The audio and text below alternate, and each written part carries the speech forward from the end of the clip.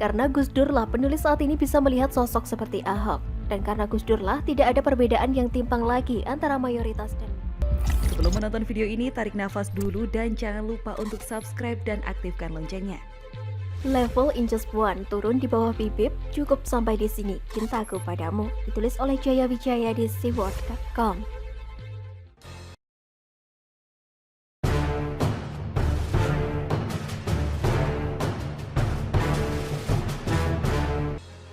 Ketika Puan pertama terpilih menjadi ketua DPR, penulis sangat senang dan berharap Inces bisa menjadi anggota DPR yang menjaga Indonesia dari paham-paham seperti khilafah HTI lewat jalur legislatif. Sampai penulis juga membuat artikelnya loh. Lalu ketika insiden mematikan mic, penulis membela Inces Puan dari serangan fans Demokrat dan PKS. Karena menurut penulis, Inces Puan hanya menjalankan tugas agar rapat di DPR tertib dan tidak digunakan sebagai bahan drama oleh partai yang dewan pembinaannya senang drama. Penulis sangat terkagum-kagum ketika Inces Puan dengan beraninya memperingatkan Sumatera Barat agar tetap sesuai Pancasila. Penulis siap pasang badan untuk membela Inces Puan dari serangan kadrun, karena penulis juga melihat kalau sekarang Sumatera Barat sudah banyak disusupi paham tarbiyah PKS yang menjanjikannya sebagai provinsi dengan indeks pembangunan manusianya paling rendah di Sumatera. Intinya, penulis sangat-sangat mendukung Inces Puan dalam berjuang buat negara, dengan seluruh cinta dan rasa sayang yang penulis miliki. Namun rasa cinta yang penulis miliki mulai berkurang saat beberapa bulan lalu Puan mementingkan rakyat Palestina untuk mendapatkan vaksin. Padahal rakyat Indonesia sedang menunggu dan membutuhkan. Rasa cinta tersebut semakin musnah setelah belakangan ini Puan cari perhatian kepada masyarakat dengan memajang baliho di mana-mana dengan kalimat kepak sayap kebinekaan.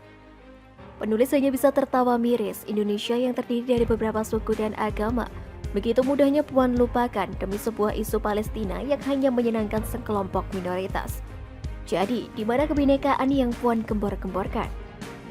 Jika sebelumnya penulis masih bisa bernyanyi, menyakitkan bila cintaku dibalas dengan dusta. Namun cintamu takkan kusesali karena aku memilihmu. Maka sekarang penulis benar-benar menyesal sudah pernah mengagumi seorang wanita bahkan mencintainya.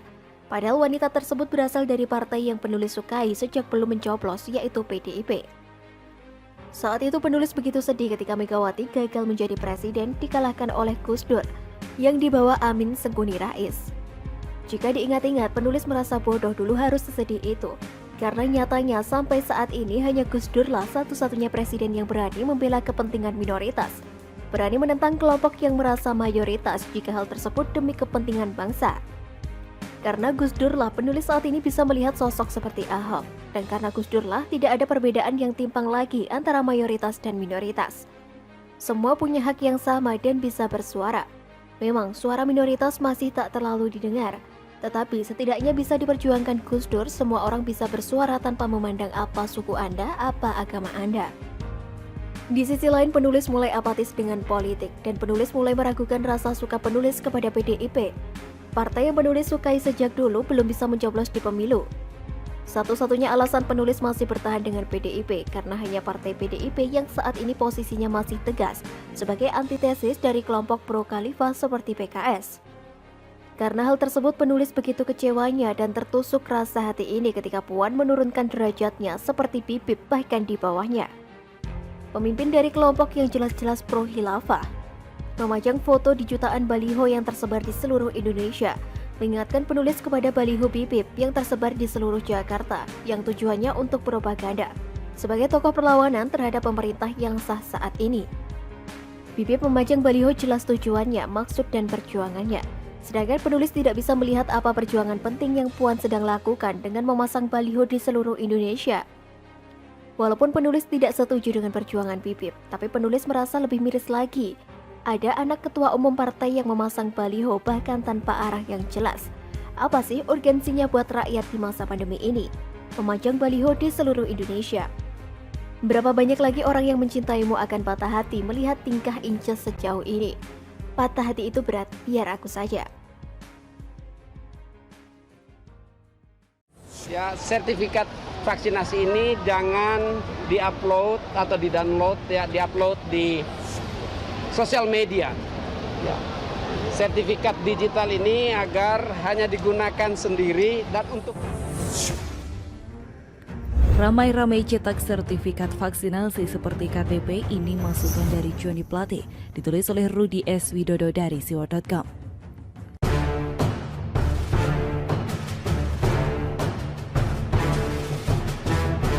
Sahabat dan guru saya, Bung Kajito LKY ini menuliskan kemarahannya di dalam Facebook. Persoalan yang membuat dia marah adalah hal yang konyol. Ada seorang jurnalis sahabatnya yang akan terbang ke Riau untuk meliput satu acara. Di bandara dia diminta menunjukkan sertifikat vaksinasi yang dicetak. Sudah ditunjukkan bukti versi digital yang ada di handphonenya, tetapi sang petugas tetap meminta versi cetaknya.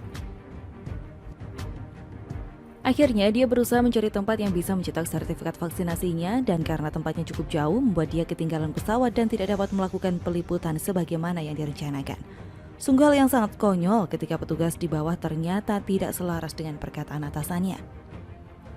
Padahal bukankah sangat mudah membuka situs Peduli Lindungi untuk mengecek keaslian sertifikat vaksinasi? Ataukah ini memang akal-akalan petugas bandara untuk mencari tambahan penghasilan yang tidak halal dengan mempersulit calon penumpang? Mungkin karena memandang pentingnya kartu atau sertifikat vaksinasi, saat ini banyak jasa yang menawarkan mencetak kartu vaksinasi seperti KTP. Di salah satu tempat cetak yang mempunyai banyak cabang sehingga sangat mudah ditemukan, ditawarkan ongkos Rp25.000 bila hanya mencetak satu kartu. Tetapi bila mencetak minimal 3 kartu, maka ongkos cetak per kartunya menjadi hanya Rp15.000. Melihat fenomena cetak sertifikat vaksinasi ini, Joni Plate melalui juru bicara Kementerian Komunikasi dan Informatika Dedi Permadi menghimbau kepada masyarakat pemilik sertifikat vaksin untuk dapat melindungi rahasia pribadi pemilik sertifikat yang tercantum di dalam sertifikat vaksinasi tersebut. Joni Plate mengingatkan masyarakat karena di dalam sertifikat vaksinasi tersebut tercantum juga NIK dari pemilik sertifikat. NIK ini apabila sampai di tangan oknum yang tidak bertanggung jawab dapat digunakan untuk melakukan hal yang merugikan pemiliknya. Oknum tersebut dapat menggunakan NIK kita untuk melakukan pinjaman online misalnya, ataupun hal-hal lain yang akan membuat pusing pemilik aslinya. Saran dari Joni Plate adalah bila masyarakat merasa perlu mencetak sertifikat vaksinasi tersebut, maka sebaiknya dicetak sendiri di rumah atau kantor sehingga NIK yang tercantum tidak diketahui orang lain. Bapak Joni Plate mohon Bapak juga bisa mengingatkan kolega di kabinet untuk bisa menginstruksikan semua pegawai di parlemennya untuk dapat menerima sertifikat digital sebagaimana masyarakat menerima dari pemerintah yang melakukan vaksinasi. Ingatkan sampai di pegawai operasional level terendah sehingga kejadian di bandara seperti yang saya ceritakan pada awal artikel ini tidak terjadi lagi.